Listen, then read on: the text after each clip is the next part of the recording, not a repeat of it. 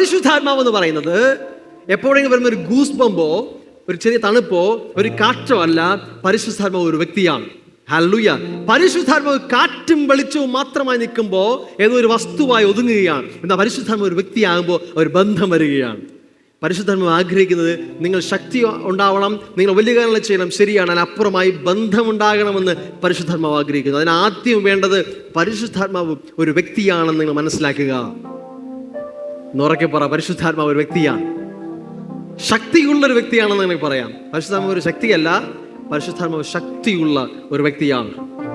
ഞാൻ വ്യക്തി എന്ന് പറയുമ്പോൾ ദൈവത്തെ ഒട്ടും കുറച്ച് കാണിക്കുവല്ല, നമുക്ക് ആ വ്യക്തിയുമായുള്ള ബന്ധമുണ്ടാക്കാൻ കഴിയുമെന്ന് മനസ്സിലാക്കാൻ വേണ്ടി പറഞ്ഞതാണ്. പലപ്പോഴും നമ്മൾ അറിഞ്ഞോ അറിയാതെ പറയാറുണ്ട്, പരിശുദ്ധാത്മാവിൻ്റെ സാന്നിധ്യം നമ്മൾ പറയും, സംതിങ് നമ്മൾ അനുഭവിക്കുന്നു പറയല്ലേ. ചില കാര്യം ഈ സംതിങ് അല്ല, സം വണ്ണാണ്. ഒരു വ്യക്തിയെ നമ്മൾ അനുഭവിക്കുകയാണ്, ഒരു ശക്തി പോലെ നമ്മൾ അനുഭവിക്കുന്നതൊക്കെ പറയും. ഒരു തണുപ്പ് പോലെ ഞാൻ എക്സ്പീരിയൻസ് എന്ന് പറയുമ്പോൾ മനസ്സിലാക്കേണ്ടത്, ഒരു ശക്തിയെ നിങ്ങൾ എക്സ്പീരിയൻസ് ചെയ്താൽ ഒരു വ്യക്തിയെ ശക്തിയായി എക്സ്പീരിയൻസ് ചെയ്തതാണ്. മനസ്സിലാകാൻ എനിക്കറിയത്തില്ല. മതം ഇന്ന് പരിശുദ്ധാത്മാവ് കേൾക്കുമ്പോൾ ഒരു ശക്തിയായിട്ടോ ഒരു കാറ്റായിട്ടോ ഒക്കെ ഒതുക്കി, ഒരു അന്യഭാഷയിൽ ഒതുക്കി. പക്ഷേ പരിശുദ്ധാത്മാവ് എന്ന് പറയുന്നത് റിയൽ ഗോഡ് ഇൻ അസ്, ദൈവം നമ്മുടെ ഉള്ളിൽ വസിക്കുന്ന. ഹല്ലേലൂയ. അതിനർത്ഥം നിങ്ങൾ ഏത് നിമിഷവും നിങ്ങൾക്ക് ആ പരിശുദ്ധാത്മാவை കമ്മ്യൂണിക്കേറ്റ് ചെയ്യാൻ പറ്റും, സംസാരിക്കാൻ പറ്റും. പരിശുദ്ധാത്മാവ് നിങ്ങളുമായി സംസാരിക്കും, ഐഡിയാസ് തരും, ആശയങ്ങൾ തരും, വിസ്ഡം തരും. എന്തുകൊണ്ടാണ് സ്വർഗീയ ദൂതന്മാർ നിങ്ങളുടെ ചുറ്റും വന്നിരിക്കുന്നത്? നിങ്ങളുടെ സൗന്ദര്യം കണ്ടാണോ? King is in you. രാജാവ് നിങ്ങളുടെ അകത്തുള്ളത് കൊണ്ടാണ് രാജാവിന്റെ ദൂതന്മാർ നിങ്ങളുടെ ചുറ്റും വന്നിരിക്കുന്നത്.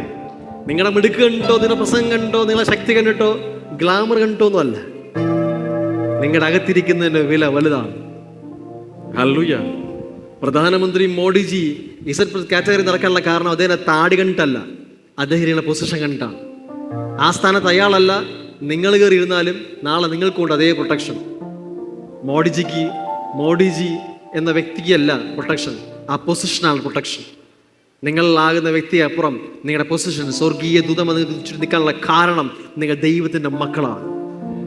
സ്വർഗീയമായ ദൈവം, സ്വർഗീയ പിതാവ് നിങ്ങളെ മക്കളെന്ന് വിളിക്കുന്നതുകൊണ്ടാണ് അവന്റെ ദൂതന്മാർ നിങ്ങളെ സെർവ് ചെയ്യുന്നത്. നമുക്ക് സ്വർഗീയ ദൂതന്മാരെന്ന് പറയുമ്പോൾ നിങ്ങൾ പറയും, കറവക്കാരൻ എന്നുണ്ടാ സ്വർഗീയ ദൂതൻ. നിങ്ങളുടെ ഈ ഭൂമിയിലെ ജോലി കറവയായിരിക്കാം, മേസ്തിരിപ്പണിയായിരിക്കാം. നിങ്ങൾ ഈ ഭൂമിയിൽ ഏറ്റവും നമ്മൾ സാധാരണ രീതി പറയുമ്പോൾ നമ്മൾ പറയും സാധാരണ ജോലിക്കാരനാണോ? അതൊന്നുമല്ല. യേശു മരപ്പണിക്കാരനായിരുന്നു അല്ലേ? തച്ചന്റെ മകൻ എന്നാ പറയുന്നത്. യേശു 30 വയസ്സ് വരെ ചെയ്ത ജോലി IAS ഓഫീസർ ജോലിയല്ല, ആശാരിപ്പണിയായിരുന്നു. പക്ഷെ സംതിങ് സ്പെഷ്യൽ, പരിശുദ്ധാത്മാവ് യേശുവിന്റെ മേൽ വന്നു. നമ്മുടെ മേലായിരിക്കുന്നത് ഈ പരിശുദ്ധാത്മാവാണ്. നിങ്ങളെ സ്പെഷ്യലാക്കുന്നത് നിങ്ങളുടെ കഴിവുകളോ ഡിഗ്രികളോ പൊസിഷനോ അല്ല, നിങ്ങൾ വന്നിരിക്കുന്ന പരിശുദ്ധാത്മാവാണ്. ആ പരിശുദ്ധാത്മാവ് നിങ്ങൾക്കൊരു ബന്ധമുണ്ടോ, നിങ്ങളെ ലോകം അറിയും, നിങ്ങളെ ലോകം റെക്കഗ്നൈസ് ചെയ്യും, ലോകം നിങ്ങളുടെ അടുക്കിലേക്ക് വരും. നിങ്ങൾക്ക് എനിക്ക് നൽകാൻ പറ്റുന്ന ഒരേ കാര്യം ആ പരിശുദ്ധാത്മാവുള്ള ബന്ധത്തിലേക്ക് നയിക്കുക എന്നുള്ളതാണ്. ആ ബന്ധമുള്ളവനെ ലോകം അറിയും. ആമേൻ. ഹല്ലേലൂയ. യേശുവിനെ 30 വയസ്സ് വരെ വേറെ ആർക്കും അറിയില്ല. നസറത്തുകാർക്ക് മാത്രമേ അറിയത്തുള്ളൂ, അല്ലെങ്കിൽ ഗലീലക്കാർക്ക് കുറച്ചു പേർക്ക് അറിയാം. പക്ഷേ ഇന്ന് ലോകരാജ്യങ്ങളിൽ എല്ലാ ഭൂഖണ്ഡങ്ങളിലും യേശുവിനെ അറിയാം. എന്താ കാര്യം? യോർദാനിൽ വെച്ച് സ്നാനമേറ്റ് കയറിയപ്പോൾ യേശുവിന്റെ മേൽ പരിശുദ്ധാത്മാവ് വന്നു. അങ്ങോട്ട് നോക്കി അറിയാൻ പറ്റും യേശുവിന്റെ ലൈഫിൽ. യേശു മരുഭൂമിയിലായിരുന്ന വചനം പറയുന്നു, അവനെ ദൂതന്മാർ വന്ന് ശുശ്രൂഷിച്ചു. നിങ്ങളോട് ഞാൻ പറയുന്നു, ദൂതന്മാർ നിങ്ങളെ കൂടെ പറയാൻ നിങ്ങൾ പറയും, എനിക്കെന്തിനാ ദൂതൻ? ഞാൻ ചെയ്യുന്ന ഈ പണിയല്ലേ. നീ എന്ത് പണിയെന്നുള്ള ഈ ഭൂമിയിൽ ചെയ്യുന്നതല്ല വിഷയം. നീ ആ ദൈവത്തിന്റെ മകനാണ്, നിന്റെ പൊസിഷൻ വേറെയാണ്. നിനക്ക് അത്രയും ദൂതന്മാരുടെ സാന്നിധ്യം കൊണ്ട് എന്തുകൊണ്ട് അനുഭവിച്ചറിയുന്നില്ല? നിങ്ങൾ അവെയറല്ല, ഇഗ്നോറൻ്റ് ആണ്, അതിനെക്കുറിച്ച് ചിന്തിക്കാത്തതുകൊണ്ടാണ്. നിങ്ങൾ അടുക്കളയിലായിരിക്കുമ്പോഴായാലും തുണി കഴുകുമ്പോഴായാലും നിങ്ങൾ എവിടെ വചനം പറയും, നിന്റെ പാതയിൽ നിന്റെ വഴികളിലൊക്കെയും നിന്നെ കാക്കേണ്ടതിന് അവൻ നിന്റെ ദൂതന്മാരോട് കൽപ്പിച്ചിട്ടുണ്ട്. സ്വർഗീയ ദൂതന്മാർ നിനക്കൊരു പ്രൊട്ടക്ഷനുണ്ട്. ഹല്ലേലൂയ. എൻ്റെ മെസ്സേജ് അല്ല, ഞാൻ മെസ്സേജിലേക്ക് വരികയാണ്. ഈ പരിശുദ്ധാത്മാവിനെ എല്ലാവർക്കും ആക്സസിബിൾ ആണ്. ഞാൻ എന്നെ കേൾക്കുന്ന എല്ലാവരോടും പറയട്ടെ, ഇത് പ്രസംഗിക്കാൻ വേണ്ടിയല്ല പരിശുദ്ധാത്മാവ്. ബൈബിളിൽ പരിശുദ്ധാത്മാവ് വരുന്നത് പ്രസംഗിപ്പിക്കാനോ ശുശ്രൂഷിക്കാനോ ആണെന്ന് എഴുതിയിട്ടില്ല. പരിശുദ്ധാത്മാവ് ഒരു വ്യക്തിയുടെ മേൽ വരുന്നത് പ്രസംഗിക്കാൻ വേണ്ടി മാത്രവുമല്ല. ബൈബിളിന്റെ ചരിത്രത്തിൽ ആദ്യമായി പരിശുദ്ധാത്മാവ് ഒരാളുടെ മേൽ വന്നത്, ആ മനുഷ്യൻ പ്രസംഗിക്കുന്നവനായിരുന്നില്ല, പ്രവാചകനായിരുന്നില്ല. ആ മനുഷ്യൻ ഒരു ശില്പവിദ്യ ചെയ്യുന്ന ആളായിരുന്നു, ആർട്ടിസ്റ്റായിരുന്നു. ഹല്ലേലൂയ. എന്തിനു വേണ്ടിയാ പരിശുദ്ധാത്മാവ് ആ മനുഷ്യന്റെ മേൽ വന്നെന്നറിയാവോ? രോഗികളെ സൗഖ്യമാക്കാനല്ല, ആലയം പണിയാനുള്ള ശില്പവിദ്യ, കൊത്തുപണികളൊക്കെ ചെയ്യാൻ വേണ്ടിയുള്ള കഴിവ് കൊടുക്കുവാനായി പരിശുദ്ധാത്മാവ് ആ മനുഷ്യന്റെ മേൽ വന്നു. നിങ്ങൾ ചെയ്യുന്ന എന്ത് ജോലി ആയിക്കോട്ടെ, ഏത് ബിസിനസ് ആയിക്കോട്ടെ, അതിൽ എക്സൽ ചെയ്യണമെങ്കിൽ, അതിനെ മനോഹരമായി ദൈവരായി ഒത്തവണ്ണം അത് ചെയ്യണമെങ്കിൽ നിനക്ക് പരിശുദ്ധാത്മാവിന്റെ സഹായമാണ്. അപ്പോൾ ലോകം പറയും ഇവന്റെ വർക്ക് സംതിങ് സ്പെഷ്യലാണ്. ഹല്ലേലൂയ. ശലോമോന്റെ ആലയം ലോക അത്ഭുതങ്ങൾ ഒന്നായിരുന്നു. എന്തുകൊണ്ടത് അത്ഭുതങ്ങൾ ഒന്നായി? അതിന്റെ കൊത്തുപണികൾ അത്ഭുതമായിരുന്നു. എന്തുകൊണ്ട്? ഒരു മനുഷ്യന്റെ മേൽ പരിശുദ്ധാത്മാവ് വന്നപ്പോൾ അവൻ ചെയ്തത് അത്ഭുതകരമായ കാര്യങ്ങളായി.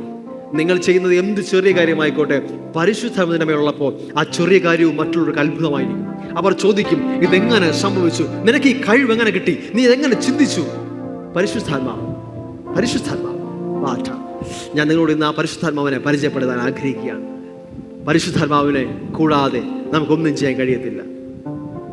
ഇവിടെ വേണമെങ്കിൽ നമുക്ക് നല്ല ഫർണിച്ചർ വെക്കാം, നല്ല ബിൽഡിംഗ് ഉണ്ടാക്കാം, നല്ല സൗണ്ട് സിസ്റ്റം വെക്കാം, നല്ല AC ഉണ്ടാക്കാം, നല്ല ചെയർ വെച്ച് ആൾക്കാരെ കൂട്ടി ഇരുത്താം.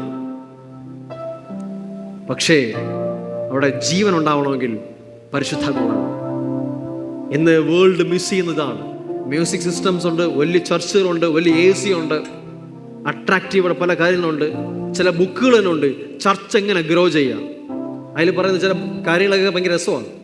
ആ സ്റ്റേജിൻ്റെ കിട്ടുന്ന ചില ആംഗിളിൽ ചരിച്ച് ചെയറുകൾ ഇടുക, ഇങ്ങനെയുള്ള ഇത്ര ഡിഗ്രിയിൽ AC കൊടുക്കുക. ഇതൊന്നുമല്ല. നമ്മൾ കുടിലിനകത്തിരുന്നാലും 4 കമ്പ് കെട്ടി ഷീറ്റിട്ടാലും അതിനകത്ത് പരിശുദ്ധാത്മാവിൻ്റെ ചലനമുണ്ടെങ്കിൽ അവിടെ ലൈഫ് ഉണ്ടായിരുന്നു. അതിനെ റിയലാക്കി മാറ്റുന്നത് പരിശുദ്ധാത്മാവാണ്. ഹല്ലേലൂയ. ഉൽപ്പത്തി പുസ്തകം വായിക്കുമ്പോൾ 2-ാം അധ്യായത്തിൽ ദൈവം മനുഷ്യനെ ഭൂമിയിൽ നിന്നാണ് മണ്ണ് കൊണ്ടുണ്ടാക്കി, നല്ല ഭംഗിയായി ഉണ്ടാക്കി.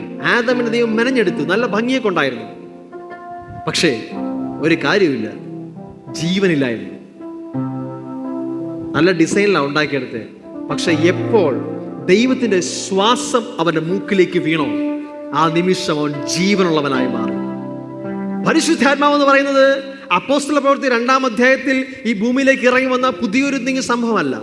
ആദ്യം മുതൽ, ഉൽപ്പത്തിയുടെ ക്രിയേഷൻ മുതൽ, സൃഷ്ടിയുടെ ആദ്യം മുതൽ നമുക്ക് കാണാൻ കഴിയും പരിശുദ്ധാത്മാവിന്റെ സാന്നിധ്യത്തെ. വചനം പറഞ്ഞിങ്ങനെയാണ്, ആദ്യം വായിക്കുമ്പോൾ ഭൂമി പാഴും ശൂന്യവുമായിരുന്നു, ആഴത്തിന്മേൽ ഇരുളുണ്ടായിരുന്നു, വെള്ളത്തിന്റെ മീതെ ദൈവത്തിന്റെ ആത്മാവ് പരിവർത്തിച്ചുകൊണ്ടേയിരുന്നു. പരിശുദ്ധാത്മാവ് എവിടെ പരിവർത്തിച്ചു?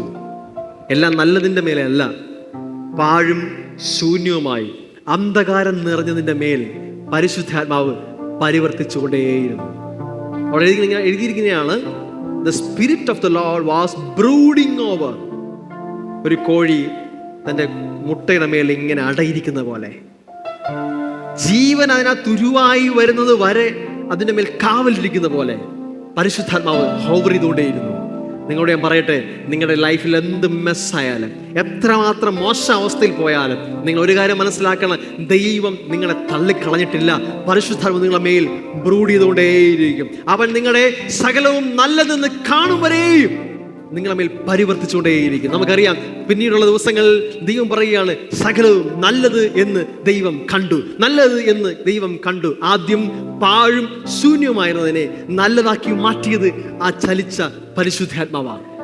ഇന്നതിന്റെ മധ്യേ പാഴും ശൂന്യം തോന്നുന്ന അനുഭവങ്ങളായിരിക്കാം, അന്ധകാരത്തിന്റെ അവസ്ഥയായിരിക്കാം, എന്തു തന്നെ ആയിക്കോട്ടെ, നമ്മുടെ മേൽ ചലിക്കുന്ന പരിശുദ്ധാത്മാവ് സകലവും നല്ലതെന്ന് കാണും വരെയും തുടങ്ങിയവൻ അന്ത്യത്തോളം കൊണ്ടുപോകുവാൻ വിശ്വസ്തനത്രേ. ഹല്ലേലൂയ. ആ കഥാവിനെ ശ്രദ്ധിച്ചാട്ടെ. ഹല്ലേലൂയ. ഈ ഭൂമിയെ സ്വർഗമാക്കി മാറ്റുന്നത് പരിശുദ്ധാത്മാവാണ്. സ്വർഗത്തെ നമുക്ക് റിയലാക്കി മാറ്റുന്നത് സ്വർഗത്തിൽ നിന്നുള്ള പരിശുദ്ധാത്മാവാണ്. നമ്മളോട് എപ്പോഴും പരിശുദ്ധാത്മാവ് ഓർമ്മിപ്പിക്കുന്നത് നമ്മുടെ ഭവനത്തെക്കുറിച്ചും നമ്മളെ ഐഡന്റിറ്റിയെക്കുറിച്ചും നമ്മുടെ പിതാവിനെ കുറിച്ചുമാണ്. റോമലേഖനം 5-ാം അധ്യായം അതിന്റെ 5-ാം വാക്യമായി പറയുന്നുണ്ട്, പരിശുദ്ധാത്മാവിനാൽ നമ്മുടെ ഹൃദയങ്ങളിൽ ദൈവത്തിന്റെ സ്നേഹത്തെ പകർന്നിരിക്കും. പരിശുദ്ധാത്മാവ് നമ്മളെ കുറ്റം വിധിക്കുന്ന ആത്മാവല്ല. പരിശുദ്ധാത്മാവ് നമ്മുടെ തെറ്റുകളെ കുറിച്ചോ നമ്മുടെ കുറവുകളെ കുറിച്ചോ ഓർമ്മിപ്പിക്കുന്ന ഒരു ആത്മാവല്ല. വചനം പറയുന്ന പരിശുദ്ധാത്മാവ് കംഫർട്ടറാണ്. നമ്മളെ കംഫർട്ട് ചെയ്യുന്ന, നമ്മളെ സഹായിക്കുന്ന, നമ്മളെ പരിശുദ്ധാത്മാവ് നമ്മുടെ ദൈവസ്നേഹത്തെ ഓർമ്മിപ്പിക്കുന്ന ഒരു ആത്മാവാണ്. നമ്മുടെ ഉള്ളിലേക്ക് പരിശുദ്ധാത്മാവ് ദൈവത്തിന്റെ സ്നേഹത്തെയാണ് പകർന്നുകൊണ്ടിരിക്കുന്നത്. ഹല്ലേലൂയ. ഞാൻ ഏകനാണ്, ഞാൻ കൊള്ളരുതാത്തവനാണെന്നൊക്കെ ചിന്തിച്ച് ആരെങ്കിലൊക്കെ ഇരിക്കുമ്പോൾ പരിശുദ്ധാത്മാവ് നിങ്ങളെ ഓർമ്മിപ്പിക്കുന്നത് നിങ്ങൾ ചെയ്ത തെറ്റുകളല്ല, നിങ്ങളെ റിയൽ ആയിട്ടുള്ള നിങ്ങളുടെ പിതാവിലേക്കാണ് ആ പരിശുദ്ധാത്മാവ് ഫോക്കസ് ചെയ്യിക്കുന്നത്. നിങ്ങൾക്ക് സ്വർഗീയ പിതാവുണ്ട്, നിങ്ങളെ കുറ്റം വിധിക്കുന്നവനല്ല, നിങ്ങളെ സ്നേഹിക്കുന്നവനാണ് എന്ന് നിങ്ങളെ മനസ്സിലാക്കി തരുന്ന ആള് പരിശുദ്ധാത്മാവ്. ഞാൻ ആദ്യം പറഞ്ഞ പോലെ പരിശുദ്ധാത്മാവ് നമ്മുടെ മേൽ വന്നിരിക്കുന്നത് കൈതട്ടി പാടാനും ആരാധിക്കാനും മാത്രമല്ല. പരിശുദ്ധാത്മാവിന്റെ പ്രൈം പർപ്പസ് എന്ന് പറയുന്നത് ടു റൂൾ ആൻഡ് റെയിൻ, നിങ്ങളെ ഈ ഭൂമിയിൽ വാഴുന്നവരാക്കി, നിങ്ങളെ വാഴുവാനായി എക്വിപ്പ് ചെയ്യാനാണ് പരിശുദ്ധാത്മാവ് വന്നിരിക്കുന്നത്. കാരണം അവൻ വാഴുന്നവനാണ്. നിങ്ങളകത്തിരിക്കുന്ന പരിശുദ്ധാത്മാവ് നിങ്ങളെ ലിമിറ്റ് ചെയ്യുന്നവനല്ല, നിങ്ങൾ ഈ ഭൂമിയിൽ എക്സൽ ചെയ്യണമെന്ന് ആഗ്രഹിക്കുകയും നിങ്ങൾ എല്ലാത്തിനുമേലും വാഴുന്നവരായിരിക്കും. പലർക്കും ഒരു ചിന്തയുണ്ട്, പരിശുദ്ധാത്മാവോ അത് ശുശ്രൂഷിക്കുന്നവർക്ക് മാത്രം മതി, ശുശ്രൂഷ ചെയ്യുന്നവർക്ക് മാത്രം മതി. നിങ്ങളുടെ മനസ്സിലുള്ള ചിന്ത ശുശ്രൂഷ എന്ന് പറയുന്നത് സ്റ്റേജിൽ നിന്ന് പ്രസംഗിക്കുന്നതായിരിക്കാം. പക്ഷെ അതല്ല. ശുശ്രൂഷ എന്ന് പറഞ്ഞാൽ ഈ ഭൂമിയിൽ വാഴുന്നതാണ്. ഈ ഭൂമിയിൽ സകലത്തിൻ്റെ മേലും എന്ന് വെച്ചാൽ അടുത്ത വീട്ടുകാരുടെ മേൽ വാഴ്ചയല്ല. ഞാൻ കഴിഞ്ഞ ആഴ്ച പറഞ്ഞു, നിങ്ങളുടെ സിറ്റുവേഷൻ, സറൗണ്ടിങ്സ്, നിങ്ങളുടെ സാഹചര്യം, അതിൻ്റെ മേലുള്ള വാഴ്ച. ഒന്നും നിങ്ങളെ പിടിച്ചു വയ്ക്കാൻ കഴിയാതെ അതിൻ്റെ മേലെ വാഴാൻ നിങ്ങളെ എക്വിപ്പ് ചെയ്യുന്നതാണ് പരിശുദ്ധാത്മാവ്. പ്രിയരെ, ഒരു വ്യക്തിയോട് കൂടെ നമുക്ക് ഒത്തിരി ദൂരം നടക്കണമെങ്കിൽ ആദ്യം വേണ്ടത് കൂടെ ആയിരുന്ന വ്യക്തിയെ നമ്മൾ അറിയണമെന്നുള്ളതാണ്. ആണോ അല്ലയോ? റോമൻസ് 8, റോമലേഖനം 8-ാം അധ്യായം പറയുകയാണ്, പരിശുദ്ധാത്മാവിനെ അനുസരിച്ച് നടക്കുന്നവർ അത്രയേ ദൈവത്തിന്റെ മക്കൾ. എല്ലാവരും ദൈവത്തിന്റെ മക്കൾ എന്ന് പറഞ്ഞില്ല. പരിശുദ്ധാത്മാവിനെ അനുസരിച്ച് നടക്കുന്നവർ അത്രയേ മച്ചുവേർഡ് സൺസ്. എൻ്റെ അപ്പൻ്റെ മകനാ ഞാൻ, പക്ഷെ എനിക്ക് മെച്യൂരിറ്റി വരുന്നത് വരെ ഒരിക്കലും എൻ്റെ അപ്പൻ എനിക്കൊരു ലംബോഗിനി കാർ ഓടിക്കാൻ തരുന്നില്ല. തരുമോ? കാരണം എന്താണ്? ആ കാർ ഓടിക്കണമെങ്കിൽ മെച്യൂരിറ്റി വരണം. എന്നോട് സ്നേഹമില്ലാഞ്ഞിട്ടല്ല, എനിക്ക് മെച്യൂരിറ്റി ഇല്ലാത്തതുകൊണ്ടാണ്. അവിടെ പറഞ്ഞിങ്ങനെയാണ്, ദൈവാത്മാവിനെ അനുസരിച്ച് നടക്കുന്നവർ അത്രയും മെച്യൂവേർഡ് സൺ. മെച്യൂരിറ്റി ഉള്ള മക്കളെന്ന് പറയുന്നത് പരിശുദ്ധാത്മാവിനെ അനുസരിച്ച് നടക്കുന്നവരാണ്. പരിശുദ്ധാത്മാവ് ഒപ്പം നടക്കണമെങ്കിൽ ആദ്യം വേണ്ടത്, അത് ഏതൊരു വ്യക്തിയുടെ കൂടെ നമ്മൾ നടക്കണമെങ്കിലും നമ്മൾ ആ വ്യക്തിയെ അറിയണം, ആ വ്യക്തി നമ്മളെ അറിയണം. നമ്മൾ തമ്മിൽ മ്യൂച്വൽ അണ്ടർസ്റ്റാൻഡിങ് ഉണ്ടെങ്കിലേ ഒരുമിച്ച് നടക്കാൻ പറ്റൂ. ശരിയല്ലേ? ആണോ അല്ലയോ? അല്ല, നടക്കാൻ പറ്റുമോ? ഇല്ല. അപ്പൊ നമ്മൾ ആദ്യം ആ പരിശുദ്ധാത്മാവിനെ അറിയണം എന്നുള്ളത്. ഈ പരിശുദ്ധാത്മാവിനെ അറിയുക എന്ന് പറയുമ്പോൾ ഒന്നാമത്തെ കാര്യം, ഈ പരിശുദ്ധാത്മാവ് നമ്മുടെ കൂടെ എപ്പോഴും ആയിരിക്കുന്നത് നമ്മൾ അക്നോളജ് ചെയ്യണം. പരിശുദ്ധാത്മാവ് പറയുകയാണ്, ഞാൻ നിന്നെ ഒരു നാളും അനാഥരായി വിടുകയില്ല. പ്രാർത്ഥിക്കുമ്പോൾ നിന്റെ കൂടെ ഇരിക്കുമെന്നല്ല പറഞ്ഞേ, നന്നായി ജീവിക്കുമെന്ന് ഇരിക്കുമെന്നല്ല പറഞ്ഞേ, എങ്ങനെ ആയിരിക്കുമ്പോഴും നിന്റെ കൂടെ പരിശുദ്ധാത്മാവ് ഉണ്ട്. അപ്പോസ്തല പ്രവൃത്തി 2-ാം അധ്യായത്തിൽ വായിക്കുമ്പോൾ എൻ്റെ ആദ്യം എഴുതിയിട്ടുണ്ട്, നമുക്ക് എല്ലാവർക്കും അറിയുന്ന ഭാഗമാണ്. പെന്തക്കോസ്ത് നാളിൽ കുറേയധികം ആളുകൾ ഒരുമിച്ച് കൂടിയിരിക്കുമ്പോൾ അവിടെ കൊടിയെ കാറ്റടിക്കുന്ന പോലെ ശബ്ദമുണ്ടാകുന്നു, ഭയങ്കരമായ അഗ്നിജ്വാല പോലുള്ള സംഭവങ്ങളൊക്കെ പ്രത്യക്ഷമാകുന്നു. അത് ഒരു പ്രത്യേകിച്ചൊരു ആദ്യത്തെ സംഭവമൊന്നുമല്ല. യോവേൽ പ്രവാചകൻ പറയുന്നു, യെഹെസ്കേൽ പ്രവചിച്ച ആ രാജാതിരാജാവിൻ്റെ ഒരു വരവ് കൂടിയാണ്. ഒരിക്കൽ കൂടെയുള്ള ഭൂമിയിലുള്ള എൻട്രൻസ് ആണ്. ഒരു മൈറ്റി കിങ് എൻട്രി ചെയ്യുന്ന ഒരു കാഴ്ചയാണ് നമ്മൾ കാണാൻ പറ്റുന്നത്. പ്രകൃതി മുഴുവൻ അതിനോട് റെസ്പോണ്ട് ചെയ്യുന്ന കാഴ്ചയാണ് നമ്മൾ കാണാൻ പറ്റും. അതൊരു യോവേൽ പ്രവചനത്തിന്റെ നിവൃത്തിയാണ്. സകല ജഡത്തിന്മേൽ എൻ്റെ ആത്മാവിനെ പകരും. ഇത് നടക്കാനുള്ള കാര്യമാണോ? നടന്ന കാര്യമാണോ? നടന്ന കാര്യമാണ്. കാര്യം എന്താണ്? അപ്പോസ്തല പ്രവൃത്തി 2-ാം അധ്യായത്തിൽ പരിശുദ്ധാത്മാവ് വരുമ്പോൾ പത്രോസ് വിളിച്ച് പറയുകയാണ്, ഇതാ ഞങ്ങൾ ആരും വീഞ്ഞു കുടിച്ചവരായിട്ടുള്ളതല്ല, ഇത് യോവേൽ പ്രവചനത്തിന്റെ നിവൃത്തിയാണ്. ഹല്ലേലൂയ. സകല ജഡത്തിന് മേലും പരിശുദ്ധാത്മാവിനെ പകർന്ന ഒരു സന്ദർഭമാണ് അത് കാണുന്നത്. ദർശനങ്ങളെ കാണും, പ്രവചിക്കും. ദൈവത്തിന്റെ ഒരു വലിയ പ്രവചന നിവൃത്തിയോടെ കാണുന്നു. അന്ന് മുതൽ ഇങ്ങോട്ട് ഞാൻ ഇങ്ങനെ പറയും, പരിശുദ്ധാത്മാവ് വന്നാൽ ഒരു വ്യക്തിയിലുണ്ടാകുന്ന ആദ്യത്തെ മാറ്റം, പഴയ നിയമം നോക്കിയാൽ ഫസ്റ്റ് സാമുവേലിന്റെ പുസ്തകം എടുത്തിട്ട് 10-ാം അധ്യായം വായിക്കുമ്പോൾ ശൗലിനെ രാജാവായി അഭിഷേകം ചെയ്യുമ്പോൾ ശമൂവേൽ പ്രവാചകൻ പറഞ്ഞു, നീ രാജാവാകും. അത് കഴിഞ്ഞ് നമുക്കറിയാം ശൗൽ ഭയങ്കര ഷൈ ആയിരുന്നു, എന്ന് വെച്ചാൽ നാണക്കാരനായിരുന്നു. 10 പേര് എന്നാൽ മുമ്പിൽ പോയി നിൽക്കാൻ ഒരു ധൈര്യം ഇല്ലാത്തവനായിരുന്നു. രാജാവാക്കാൻ വേണ്ടി എല്ലാവരും അന്വേഷിക്കുകയാണ് ശൗലിനെ. ശൗൽ അവിടെ രാജാവാക്കാൻ പെട്ടെന്ന് നോക്കിയപ്പോൾ ഉണ്ട് കുറെ ലഗേജൊക്കെ വെച്ചിരിക്കുന്ന ഇടയിൽ ഒളിച്ചിരിക്കുക. നാളത്തെ രാജാവാക്കാൻ വേണ്ടി വിളിക്കുക. പക്ഷേ 10 പേര് നിൽക്കുന്നിടത്ത് ഫേസ് ചെയ്യാൻ പേടിച്ച് ഒളിച്ചിരിക്കുക. വചനം പറയുന്നത് ഇങ്ങനെയാണ്, ശൗൽ ആളു മാറിയവനെ പോലെയായി. പരിശുദ്ധാത്മ വരുമ്പോൾ ആദ്യം ഉണ്ടാകുന്നത് ആള് മാറുന്നതിന്റെ തെളിവാണ് ധൈര്യം. ഭയങ്കര ബോൾഡ്നെസ് വരും. കഴിഞ്ഞ കുറച്ച് ദിവസം മുമ്പ് പെൺകുട്ടിയുടെ മുന്നിൽ, ചില ആളുകളുടെ മുന്നിൽ യേശുവിനെ അറിയില്ല എന്ന് പറഞ്ഞ പത്രോസ് തഞ്ചിടത്തോടെ എഴുന്നേറ്റ് ശാസ്ത്രിമാരോട്, പുരോഹിതന്മാരോട്, പരീശന്മാരോട് പറയുകയാണ്, നിങ്ങൾ ക്രിസ്തു യേശുവിനെ ദൈവം ഉയർത്തെഴുന്നേൽപ്പിച്ചു. ധൈര്യത്തോടെ. അവരുടെ ധൈര്യം കൊണ്ട് എല്ലാവരും ഭയന്നു പോയി. കാര്യം എന്താ? പരിശുദ്ധാത്മാവെന്ന്. ഞാൻ എപ്പോഴും മനസ്സിലായൊരു കാര്യമാണ്, പരിശുദ്ധാത്മാവിന്റെ സാന്നിധ്യം വരുമ്പോൾ ആദ്യം ഉണ്ടാകുന്ന ധൈര്യമാണ്. ദൈവവചനം സംസാരിക്കാൻ, എന്തും പറയുവാൻ, എവിടെയും നിൽക്കുവാനുള്ള വലിയ ധൈര്യം വരും. അതില്ലായിരുന്നെങ്കിൽ ഞാനിവിടെ നിൽക്കില്ല. ഞാൻ പറഞ്ഞിട്ടുണ്ട് പലപ്പോഴും, ഇത് പിടിച്ചുകൊണ്ടല്ലാതെ എനിക്ക് നിൽക്കാൻ പറ്റത്തില്ലായിരുന്നു. പള്ളിയിലുള്ള കുറച്ച് പേർ പോയി പ്രാർത്ഥിക്കാൻ എനിക്ക് ധൈര്യമില്ലായിരുന്നു. പക്ഷെ ഇന്ന് എനിക്ക് ഏത് സ്റ്റേഡിയത്തിൽ തന്നെ ഞാൻ നിൽക്കും. കാരണം എനിക്ക് വേറൊന്നും ഉണ്ടല്ല, നിർത്തുന്ന ഒരുവൻ്റെ ഒരു ധൈര്യമാണ്. പരിശുദ്ധാത്മ വരുമ്പോൾ നമുക്ക് ആദ്യം ഉണ്ടാകുന്ന ഒരു കോൺഫിഡൻസ് ആണ്, ഒരു ധൈര്യമാണ്. നിങ്ങൾ ആരെങ്കിലും ഷൈ ആണ്, ആർക്കെങ്കിലും എന്തെങ്കിലും ഫേസ് ചെയ്യാൻ മടിയാണ്, ബുദ്ധിമുട്ടാണെങ്കിലും ഞാൻ പറഞ്ഞ കാര്യമുള്ളൂ, പരിശുദ്ധാത്മ നിങ്ങൾ എൻകൗണ്ടർ ചെയ്യുന്ന നിമിഷം നിങ്ങളുടെ ലൈഫിൽ ആദ്യം ആ ഷിഫ്റ്റ് ഉണ്ടാവും. ഭയങ്കരമായ ഒരു ധൈര്യങ്ങൾക്ക് വരും. പരിശുദ്ധാത്മാവ് അങ്ങനെ പെന്തക്കോസ്ത് നാളിൽ വന്ന ഒരു ശക്തിയല്ല. പരിശുദ്ധാത്മാവ് തൃത്വത്തിലെ അംഗമായി ദൈവം തന്നെയാണ്. ആദ്യം മുതൽ ഇങ്ങോട്ട് നമുക്ക് എല്ലാ സ്റ്റോറിയിലും കാണാൻ പറ്റും. ഉദാഹരണം നോക്കിയേ, നോഹയുടെ ആർക്ക് പെട്ടകം. നോഹ ഒരു പെട്ടകമാണ്, ശരിയല്ലേ? നോഹയുടെ പെട്ടകം റെസംബിൾ ചെയ്യുന്നത് യേശുവിനെയാണ്. ദ ആർക്ക് ഈ ഭൂമിയിലെ സകല ചരാചരങ്ങളെയും ഹോൾഡ് ചെയ്യുന്ന, നശിച്ചു പോകാതെ ഹോൾഡ് ചെയ്യുന്ന ഒരു പെട്ടകമാണ്. ആ യേശുവിനെ റിസംബിൾ ചെയ്യുന്നതാണ് ആ പെട്ടകം. അതിൻ്റെ മേലെ ഒരു ചെറിയ കിളിവാതിലുണ്ടായിരുന്നു, ഏറ്റവും മേളിൽ. നമുക്കറിയാം, കഥ വായിച്ചാൽ നമുക്ക് അറിയാൻ പറ്റും, ഞാൻ ഡീറ്റെയിൽ ആയിട്ട് പോകുന്നില്ല. ആ കിളിവാതിലൂടെ നോഹ പുറത്തുവിടുന്ന ഒരു പക്ഷിയുണ്ട്, പ്രാവ്. 8-ാം ദിവസം വരെ വെയിറ്റ് ചെയ്തിട്ട് നോഹ ഒരു പ്രാവിനെ പുറത്തുവിടുന്നുണ്ട്, 2ാമത്തെ പ്രാവശ്യം. ആ പ്രാവിനെ കുറിച്ച് പറയുന്നതിനാണ്, അത് പുറത്തു പോയി ഒരു ഒലിവിന്റെ ചില്ലയും പറിച്ചു കൊണ്ടുവരുന്നുണ്ട്. ഒത്തിരി കഥ അതിനകത്ത് പറയാനുണ്ട്. ഈ ഒലിവ് ചില്ലയെ കുറിച്ച് നമുക്ക് പറയാൻ പറ്റും. അത് സമാധാനത്തിന്റെ ഒരു സിംബലാണ്. യേശു ഗെത്സമനെ തോട്ടത്തിൽ, ആ ഒലിവ് തോട്ടത്തിനകത്ത് വെച്ചിട്ട് ചതയ്ക്കപ്പെട്ട, ആ ഗ്രൈൻഡ് ചെയ്യപ്പെട്ട് അതിൽ നിന്ന് ദൈവികമായ സമാധാനം നമുക്ക് പ്രൊഡ്യൂസ് ചെയ്തു. ആ പുറത്തേക്ക് പോയ ആ സ്വർഗീയമായ ആ പ്രാവ് പരിശുദ്ധാത്മാവിനെ സൂചിപ്പിക്കുന്നു. ആ പരിശുദ്ധാത്മാവിനെ ആ മൂലുള്ള അറയിലൂടെ പുറത്തുവിടുന്ന് പറയുമ്പോൾ, യേശു കാൽവരി ക്രൂശിൽ കിടന്ന് തൻ്റെ സൈഡ് കുത്തിത്തുളച്ച് അതിൽ നിന്ന് തൻ്റെ ബ്രൈഡിനെ പുറത്തെടുത്തു, തൻ്റെ സഭയെ പുറത്തു കൊണ്ടുവന്നത് പരിശുദ്ധാത്മാവിന്റെ ഒരു സിംബലാണ്. നമുക്ക് അവിടെയും കാണാൻ പറ്റും.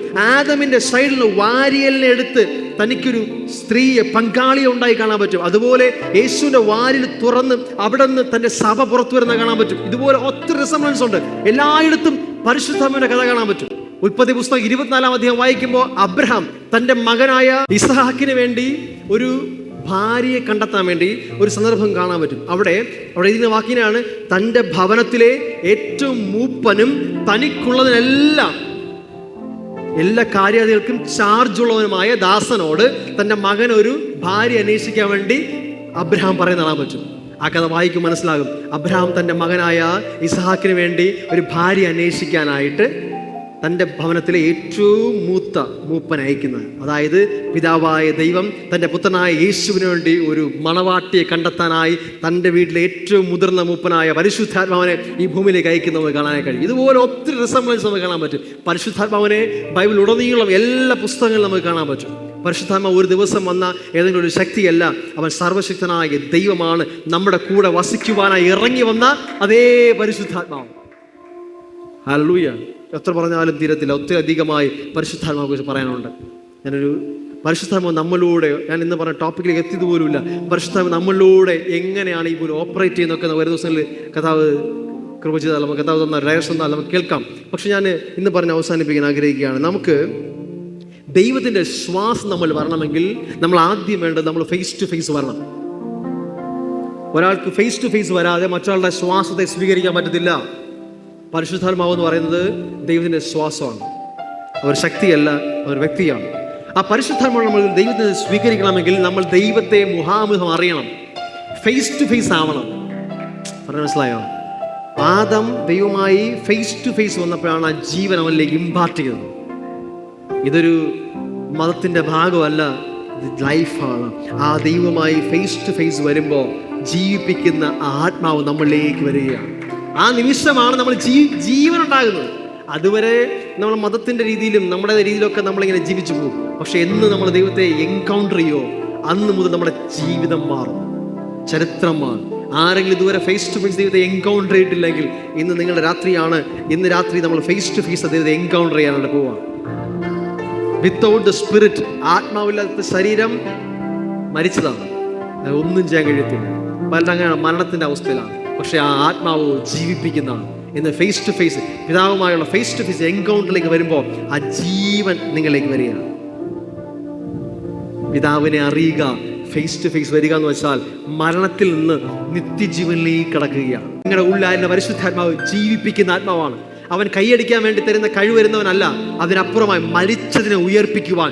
റോമർ 8:11 യേശുവിനെ മരിച്ചവരിൽ നിന്നും ഉയർപ്പിച്ച അതേ ആത്മാവ് നിങ്ങളുടെ ഉള്ളിൽ കൈയടിക്കാനും ആരാധിക്കുവാനായി വന്നിരിക്കുന്നതല്ല, മരിച്ചതിനെ ജീവിപ്പിക്കുവാനായി നൽകിയിരിക്കുകയാണ്. മതം ഇന്ന് പരിശുദ്ധാത്മാവിന്റെ ശക്തിയെ അവഗണിച്ച് എവിടെയോ ഒതുക്കി. പരിശുദ്ധാത്മാവിനെ കുറിച്ച് പലരും പറയുന്നില്ല, കേൾക്കുന്നില്ല, അങ്ങനെ അനുഭവം ഉണ്ടെന്ന് പോലും സമ്മതിക്കുന്നില്ല. എവിടെയോ പോയി കഴിയുമ്പോൾ നമുക്കിത് റിയൽ ആവണം, ദൈവമായുള്ള ബന്ധത്തെ. Thank you holy spirit. ഇന്ന് പരിശുദ്ധാത്മാവ് നമ്മുടെ ഉള്ളിലേക്ക് നൽകിയ ആ ശ്വാസത്തെ പലരിലേക്കും ഊതുവാൻ സ്വർഗ്ഗം നമ്മളെ ഭൂമിയിലാക്കിയിരിക്കുകയാണ്. കാരണം ഇത് ജീവിപ്പിക്കുന്ന ആത്മാവാണ്. മരണകരമായ അവസ്ഥയിലൂടെ കടന്നു പോകുന്നവരുടെ ലൈഫിൻ്റെ മേൽ ഊതുവാൻ ഈ ജീവനെ നമ്മളത് നൽകിയിരിക്കുകയാണ്. നിങ്ങൾ ജീവിപ്പിക്കുന്നവരായി മാറും. ഇത് ചെയ്യരുത്, അത് ചെയ്യാം എന്ന് പറയുന്ന കുറേ റൂൾസ് ആൻഡ് റെഗുലേഷൻ്റെ ഒരു ഭാഗമല്ല അത്. ഒരേ ഒരു കാര്യത്തെക്കുറിച്ചാണ്. Is a real person Jesus. യേശു എന്ന വ്യക്തിയുമായി പരിശുദ്ധാത്മാവോട് നമുക്ക് ഉണ്ടാക്കാമെന്ന ബന്ധത്തിലൂടെയും യേശുവിനെ പോലെ ഈ ഭൂമിയിൽ ജീവിക്കാൻ പറ്റുന്നതുമായ യഥാർത്ഥ ലൈഫാണ് ക്രിസ്ത്യാനിറ്റി. എന്ത് ചെയ്യാൻ പറ്റത്തില്ല, എന്ത് ചെയ്യരുത്, ഇന്ന് നമുക്ക് നോക്കി അറിയാൻ പറ്റും. 90% ക്രിസ്ത്യൻ പ്രസംഗങ്ങളും എന്ത് ചെയ്യരുത്, എന്ത് ചെയ്യണമെന്ന് പറയുന്നത് മാത്രമാണ്. അത് എല്ലാ മോട്ടിവേഷൻ സ്പീക്കേഴ്സിനും പറയാൻ പറ്റും, എല്ലാ ഗുരുക്കന്മാർക്കും പറയാൻ പറ്റും. നിങ്ങൾക്കറിയാം, ഇന്ന ഗുരു, ആ ഗുരു, ഇന്ന ഗുരു, ഇഷ്ടംപോലെ യൂട്യൂബിലുണ്ട് ഗുരുക്കന്മാരൊക്കെ. അവരെല്ലാവരും പറയുന്ന കുറെ തത്വങ്ങളാണ്. അത് ചെയ്യരുത്, ഇത് ചെയ്യണം, അത് ചെയ്യരുത്, ഇത് ചെയ്യണം. അത് പറയാൻ ഇഷ്ടംപോലെ ആളുകളുണ്ട്. പക്ഷേ ഇത് റിയൽ ബന്ധത്തിലേക്കുള്ളതാണ്. ദൈവമെന്ന് നമുക്ക് റിയൽ ആവണം. പരിശുദ്ധാത്മാവുള്ള പിതാവായ ദൈവമുള്ള ബന്ധത്തിലുള്ള ജീവിതമാണ് ക്രിസ്ത്യാനിറ്റി. ഹല്ലേലൂയ.